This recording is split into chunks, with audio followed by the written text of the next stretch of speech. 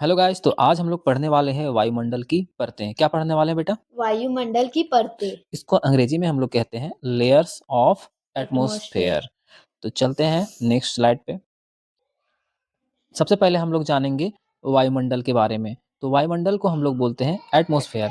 तो पृथ्वी के चारों ओर फैली गैसों की मोटी परत को हम लोग वायुमंडल कहते हैं। तो वायुमंडल क्या होता है बेटा? पृथ्वी के चारों चारों ओर ओर फैली फैली गैसों की गैसों की जो मोटी मोटी परत है उसे परत वायुमंडल है मान लो। ये उसका। हमारी अर्थ है, ठीक है। और इसके चारों तरफ जो गैसों का एक लेयर है, गैसों का क्या है, एक लेयर है, एक मोटा परत बना हुआ है, ठीक है।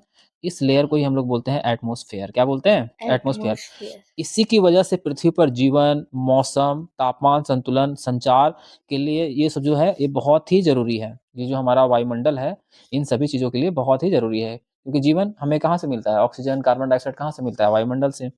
मौसम जो बदलाव होता है, वर्षा होती है, ये सब कहाँ से होता है? वायुमंडल की वजह से। तापमान में संतुलन वायुमंडल की वजह से। संचार जो हमारे फ़ोन में सिग्नल्स वगैरह आते हैं, वो भी वायुमंडल की वायुमंडल के वजह कारण ही होता है, ठीक है। तो आगे हम लोग देखेंगे वायुमंडल को कितने भागों में बांटा गया है। तो वायुमंडल को तापमान और संरचना के आधार पर कितने भाग में बांटा गया है बेटा? पांच 5 भाग में, मुख्य 5 मुख्य परतों में बांटा बांटा गया गया। है। 5 layers of the atmosphere. Atmosphere. तो पहला लेयर का नाम क्या है? क्षोभ मंडल, जिसको हम लोग अंग्रेजी में बोलते हैं ट्रोपोस्फेयर। ट्रोपोस्फेयर। दूसरा है समताप मंडल, जिसे अंग्रेजी में हम लोग बोलते हैं स्ट्रेटोस्फेयर। स्ट्रेटोस्फेयर। तीसरा है मध्य मंडल, जिसको अंग्रेजी में क्या बोलते हैं बेटा? मेसोस्फेयर। मीसोस्फेयर। क्या बोलते हैं? मेसोस मिसोस्फेयर। मेसोस्फेयर, ठीक है। और चौथा है तापमंडल, जिसको हम लोग थर्मोस्फेयर बोलते हैं। और आखिरी हमारा है बहिर्मंडल, जिसे हम लोग एक्सोस्फेयर एक्सोस्फेयर बोलते बोलते हैं, हैं। ठीक है। तो अब हम लोग इन सभी के बारे में एक एक करके पढ़ेंगे। तो सबसे पहले हम लोग पढ़ेंगे क्षोभ मंडल के बारे में। किसके बारे में पढ़ेंगे? क्षोभ मंडल के बारे में। जिसे अंग्रेजी में क्या कहते हैं? ट्रोपोस्फेयर। ट्रोपोस्फेयर। सबसे पहले देखेंगे कि हमारे पृथ्वी से इसकी ऊंचाई कितनी है। तो अगर हम ध्रुवों पर बात करें, पोल पे, कहाँ पे? पोल। पोल पे। पृथ्वी के पोल से, अर्थ के पोल से ये लगभग 8 किलोमीटर की ऊंचाई तक फैला हुआ है। अगर हम भूमध्य रेखा पर बात करें तो ये कितना किलोमीटर तक फैला है बेटा? 18 18 किलोमीटर तक। किलोमीटर। और अगर हम देखें औसत, औसत अगर देखा जाए तो ये पृथ्वी से कितनी ऊंचाई तक फैला हुआ है? 12 12 किलोमीटर तक। किलोमीटर। तो ये ज़्यादा इंपॉर्टेंट है, इसको याद रखना, ठीक है। 12 किलोमीटर तक। अब इसमें देखेंगे कि तापमान कैसा रहता है, ठीक है। तो ऊंचाई बढ़ने पर तापमान यहाँ पे क्या होता है? घटता है। घटता है। और ये लगभग पता है कितना घटता है? 6.5 डिग्री प्रति किलोमीटर। तो जैसे जैसे हम लोग ऊपर जाएंगे, हर प्रति किलोमीटर आपका 6.5 डिग्री सेल्सियस घटता चला जाएगा। अब इसकी विशेषताएं क्या है? तो सभी तरह की जो मौसमी घटनाएं होती है, जैसे कि बारिश का होना, बादल, आंधी, तूफान, ये सब कहाँ होता है बेटा? ट्रोपोस्फेयर में। ट्रोपोस्फेयर में। कहाँ पे होता है? ट्रोपोस्फेयर में। और वायुमंडल की 75% गैस, ठीक है, ये कहाँ पाया जाता है? हमारे क्षोभ मंडल में, क्षोभ मतलब मंडल। ट्रोपोस्फेयर में। और लगभग सारी जलवाष्प, ठीक है। और इसके अलावा जो मानव, पशु, पक्षी, इनका जो जीवन है इसी ट्रोपोस्फेयर पे निर्भर है, क्योंकि इसमें जो महत्वपूर्ण चीजें हैं वो पाया जाता है, जैसे बारिश हो गया, बादल, ठीक है, हवा और ऑक्सीजन, कार्बन डाइऑक्साइड, जो भी सर्वाइव करने के लिए जरूरी चीजें हैं वो इसी लेयर में पाया जाता है।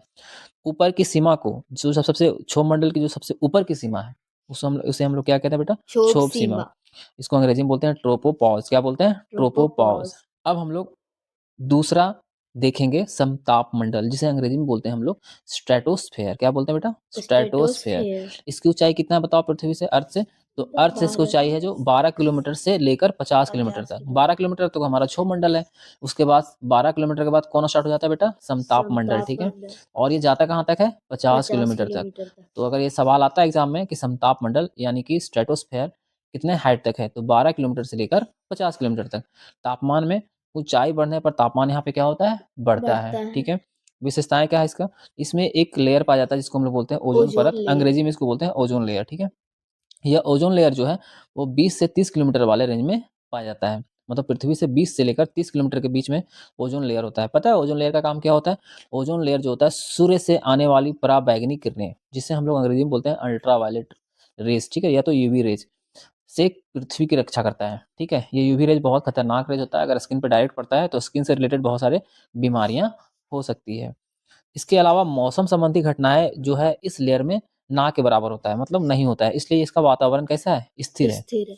जिसकी वजह से जितने भी तरह के एरोप्लेन्स वगैरह है या जेट विमान है, जिसको हम अंग्रेजी में जेट एयरक्राफ्ट बोलते हैं, ये सब इसी लेयर में उड़ते हैं, ठीक है।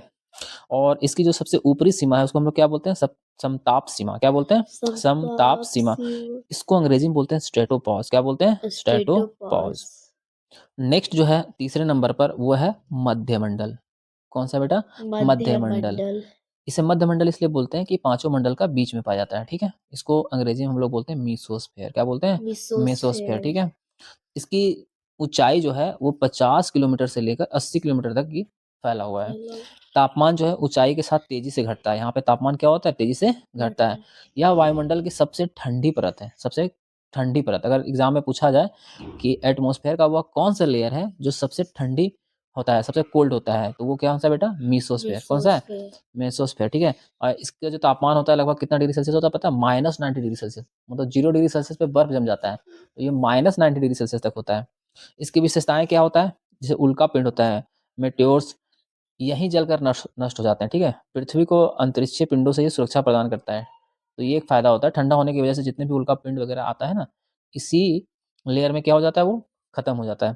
इसकी जो सबसे ऊपरी सीमा को हम लोग बोलते हैं मध्य सीमा। क्या बोलते हैं बेटा? मध्य सीमा। मीसोपॉज। क्या बोलते हैं इसको? मेसोपॉज, ठीक है। चौथे नंबर का तापमंडल। क्या पढ़ेंगे बेटा? तापमंडल। इसको अंग्रेजी में बोलते हैं थर्मोस्फेयर। क्या बोलते हैं? थर्मोस्फेयर, ठीक है। ऊंचाई जो है इसका 80 से लेके 700 किलोमीटर तक है। कितना ऊंचा है बेटा ये? 80 से लेके 700 किलोमीटर तक। तापमान क्या है? बहुत अधिक। यहाँ का तापमान क्या है? अब देखो यहाँ से तापमान बढ़ना शुरू हो गया तापमंडल से। इसका नाम भी है देखो तापमंडल, इसलिए यहाँ से तापमान का बढ़ना शुरू हो गया। यहाँ का तापमान पता है कितना होता है? 1500 डिग्री सेल्सियस। बहुत ही ज़्यादा, या उससे भी ज़्यादा हो सकता है, ठीक है। विशेषताएं क्या है? इसमें होता है आयन मंडल। क्या होता है? आयन मंडल। इसको बोलते हैं आयनोस्फेयर। क्या बोलते हैं? आयनोस्फेयर। इसी में स्थित है, ठीक है। क्यों ऐसा होता है? जैसे यहाँ पे बहुत ज़्यादा गर्मी होने की वजह से जो गैस है वो आयन में बदल जाते हैं। किस में बदल जाते हैं? आयन में। पता है इन आयन का फायदा क्या है हमें? इस आयन मंडल का क्या फायदा है?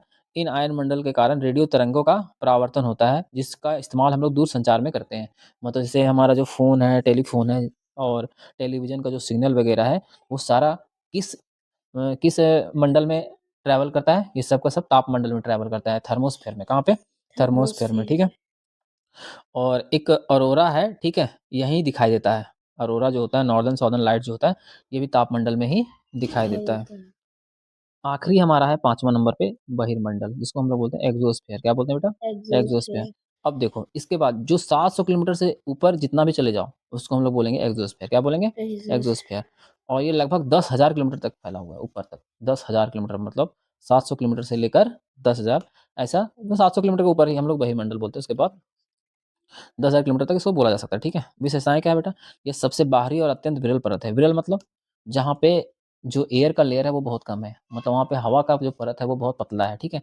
मतलब जैसे जैसे हम ऊपर जाएंगे ना, तो हवा का जो लेयर है वो पतला होता चला जाता है, ठीक है। इसलिए जो भी एस्ट्रोनॉट्स वगैरह ऊपर जाता है ना, तो उन लोग ऑक्सीजन मास्क वगैरह पहन कर ही जाता है, ठीक है। तो अब बताओ इसमें, इसके अलावा भी बहुत कुछ पहन के जाना पड़ता है, ठीक है। स्पेस सूट वगैरह होता है, तो उसके बारे में हम लोग बाद में बात करेंगे। गैसें बहुत कम है यहाँ पे, गुरुत्वाकर्षण लगभग ना के बराबर। जो ग्रेविटेशनल फोर्स है जो हमें पृथ्वी पर पकड़ के रखा हुआ है नीचे, हर चीज़ को क्या करके रखा हुआ है? पकड़ के नीचे की तरफ खींच के रखा हुआ है, वो बिल्कुल खत्म हो जाता है यहाँ पे। और जैसे कि बहुत सारे जो हम लोग सैटेलाइट वगैरह भेजते हैं ना, जो मैन मेड सैटेलाइट है, कृत्रिम उपग्रह है, इसी परत में घूमते हैं, ठीक है। और यहीं से वायुमंडल अंतरिक्ष में विलीन हो जाता है, मतलब यहाँ से वायुमंडल बिल्कुल खत्म हो जाता है। वायुमंडल क्या होता है? यहाँ से बिल्कुल खत्म।